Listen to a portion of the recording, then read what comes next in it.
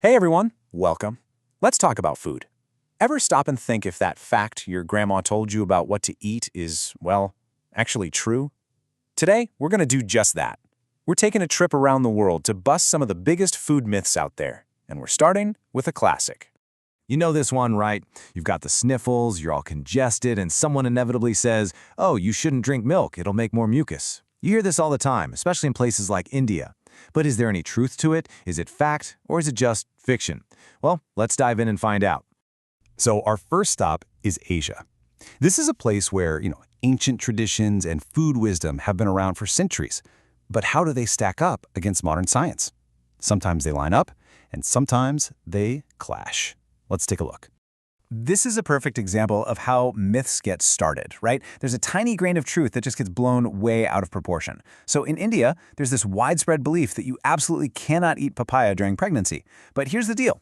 The reality is much more specific. It's only unripe papaya that's a problem. See, unripe or semi-ripe ones have this latex in them that could cause contractions. A fully ripe papaya, though, totally safe and actually packed with vitamins. And then there's coconut oil. It's a huge staple, especially in southern India, but it is loaded with saturated fat. So for your heart health, you're probably better off using unsaturated oils for your day-to-day cooking. All right, let's head over to China, where a lot of food myths are tied right into traditional Chinese medicine, or TCM. You might have heard this one. Don't eat cold foods, they'll cause an internal cold. So what's interesting is that this isn't really about the temperature of your food.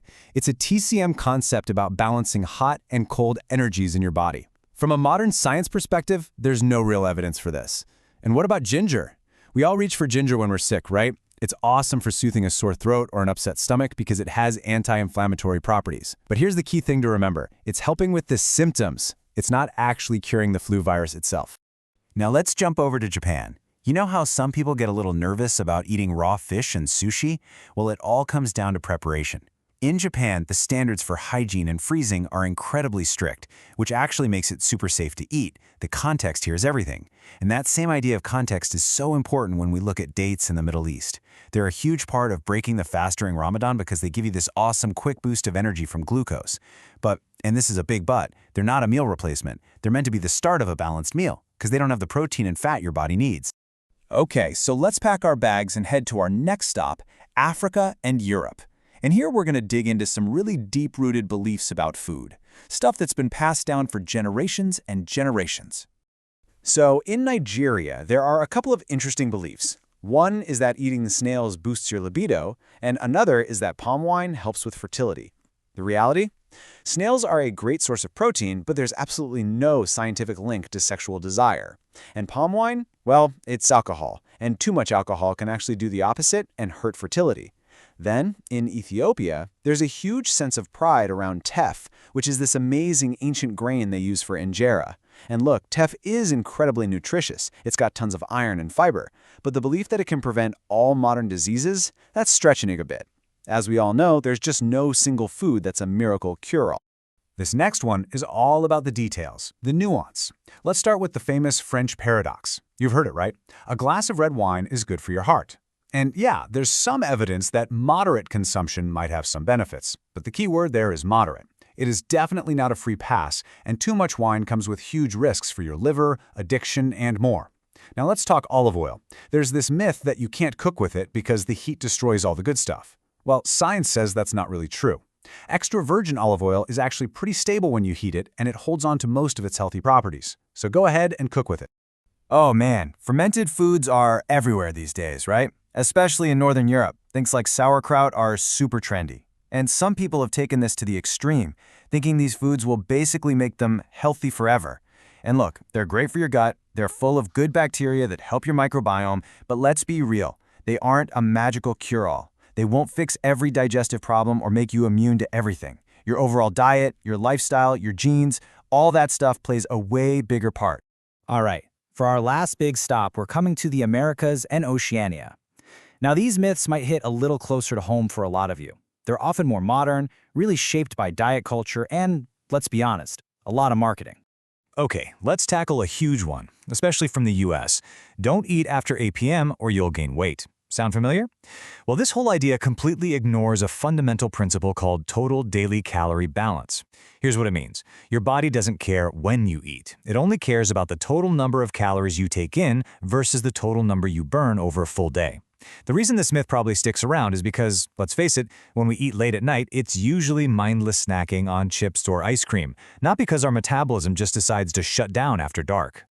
Here's another one you've probably debated. Is organic always better? People really feel strongly about this. And the truth is, it's complicated. Yes, going organic means less exposure to synthetic pesticides, and some studies show it might have slightly more antioxidants. But, and this is important, the actual nutritional differences between organic and regular produce are often tiny. The bottom line is, both can be part of a super healthy diet. Let's talk about the acai bowl. In Brazil, the acai berry is a legit superfood, but the myth is that these bowls are some kind of magic weight loss food. Just take a look at this. The actual acai fruit makes up such a small part of it. Most of what you're eating is added sugar and high-calorie toppings like granola or sweetened coconut flakes. It's a perfect example of how marketing can take something really healthy and turn it into, well, basically a dessert in a bowl. Okay, a few more quick ones from this part of the world. In Mexico, there's this idea that corn tortillas are fattening. Nope, they're actually low-cal and have fiber. The issue isn't the tortilla, it's what you put in it or if you fry it. Hopping over to Australia, some people think kangaroo meat is dangerous. Really, it's just unfamiliar.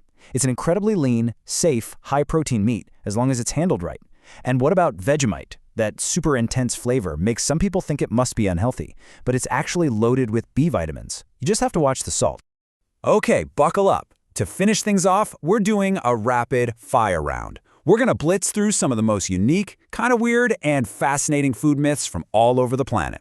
Ready? Let's do this. First up, Mongolia. The myth is that drinking fermented mare's milk gives you supernatural strength. Next, South Korea. Eating a bowl of cold noodles can supposedly prevent heat stroke. And in Russia, black rye bread is thought to be a medicinal cure for pretty much anything that ails you. So what are the real facts behind these rapid-fire myths? Well, it turns out those high-altitude potatoes in Peru don't actually have magical energy, and the rice in Indonesia, it's not clinically addictive. For these and the others we just saw, it really all comes down to culture and context. That's where these powerful beliefs come from. So there you have it. We've been all around the world and seen how culture, tradition, and maybe a little bit of misunderstanding have a huge impact on what we think about the food we eat. It really makes you think, doesn't it? So I'll leave you with this question. After hearing all this, what food myths are you still holding on to? Something to chew on. Thanks so much for joining me.